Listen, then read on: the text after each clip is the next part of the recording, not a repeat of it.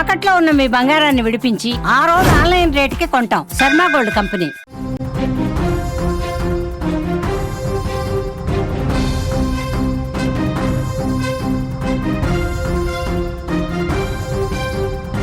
Breaking news చూస్తున్నాం. ఉత్తరప్రదేశ్లో ఘోర ప్రమాదం జరిగింది. అదుపు తప్పి కాలువలోకి బొలెరో వాహనం దూసుకెళ్లింది.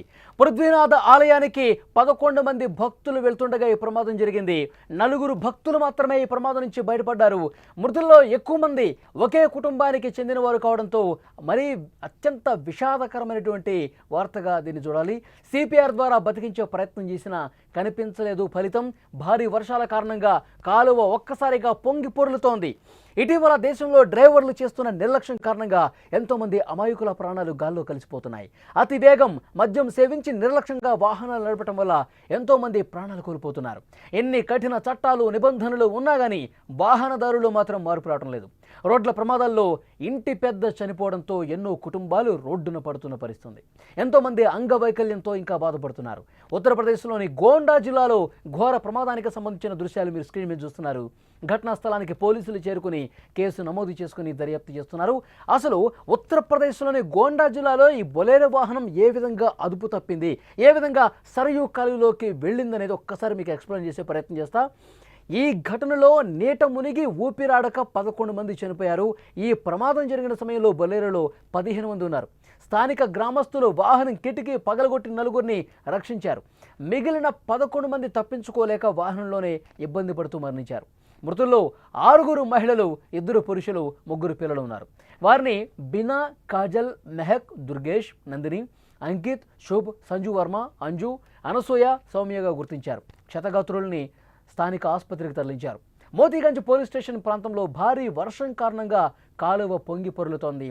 అతి వేగంగా వచ్చినటువంటి వాహనం అదుపు తప్పి ఒక్కసారిగా పక్కనున్న కాలువలోకి దూసుకెళ్ళింది.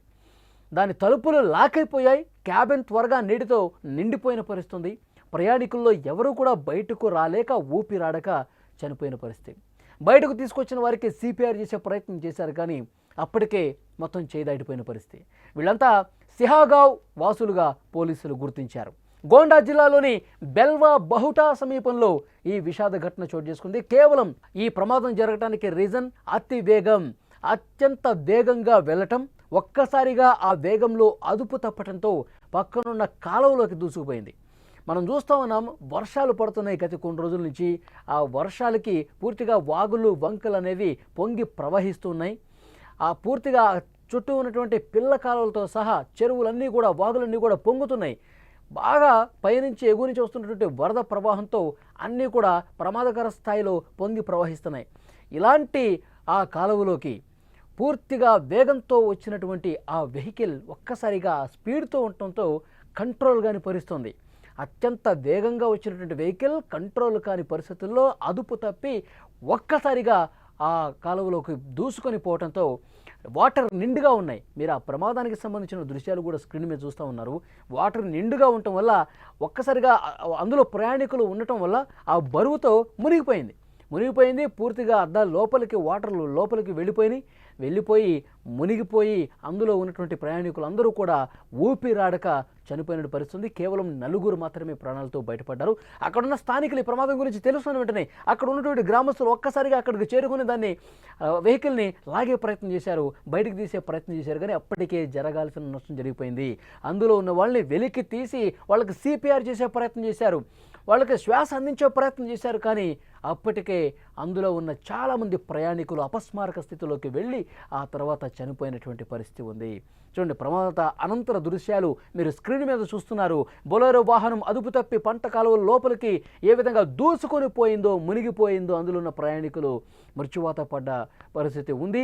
అక్కడ స్థానికంగా మనకి పోలీసులు కనిపిస్తూ ఉన్నారు. అక్కడ ఇంకా వర్షం పడతానే ఉంది. గత కొన్ని రోజులుగా ఉత్తరప్రదేశ్లో వర్షాలు పడతానే ఉన్నాయి. వాగులు, వంకలు పొంగి ప్రవహిస్తూనే ఉన్నాయి. చాలా తీవ్రమైనటువంటి విషాదంగా దీన్ని చూడాల్సిన అవసరం ఉంది. అక్కడ స్థానికులు సహాయక చర్యలు చేస్తూ ఉన్నారు. నష్టం మాత్రం జరిగిపోయింది. ప్రయాణికులు అందులో ఉన్నవాళ్ళు 4 మినహా చనిపోయిన పరిస్థితి. ఆ వర్షం పడుతున్నప్పటికీ కూడా అక్కడ సహాయ కార్యక్రమాలు చేస్తున్నారు. ఆ వెహికల్ని బయటకు తీశారు. ఆ మృతదేహాలని స్థానిక ఆసుపత్రికి కూడా తరలించినటువంటి పరిస్థితి ఉంది. విజువల్స్లో మీరు చూస్తున్నారు. సిహాగావ్ గ్రామం నుంచి వీరందరూ కూడా ఖర్గపూర్లోని పృథ్వీనాథ్ ఆలయంలో పవిత్ర జలం సమర్పించేందుకు 15 మందితో కలిసి ఆ వాహనంలో బయలుదేరారు. ఓవైపు వర్షం పడుతోంది. డ్రైవర్ స్పీడ్గా వెళ్లే ప్రయత్నం చేశాడు. బొలెరో అదుపు తప్పి చెట్టును ఢీకొని సరయూ కాలువలోకి వెళ్ళిపోయింది. ఈ ఘటనపై పోలీసులు కేసు నమోదు చేశారు. నిజంగా అతి వేగంగా వెళ్ళకపోయింటే ఈ ప్రమాదం జరుగుండేది కాదు. కేవలం వేగమే. ఒకవైపు వర్షం పడుతోంది, మరోవైపు వెహికల్స్ ఎదురుగా కూడా ఏమీ రావట్లేదని చెప్పి ఇష్టం వచ్చినట్టుగా డ్రైవర్లు అత్యంత నిర్లక్ష్యంగా వ్యవహరిస్తున్నారు.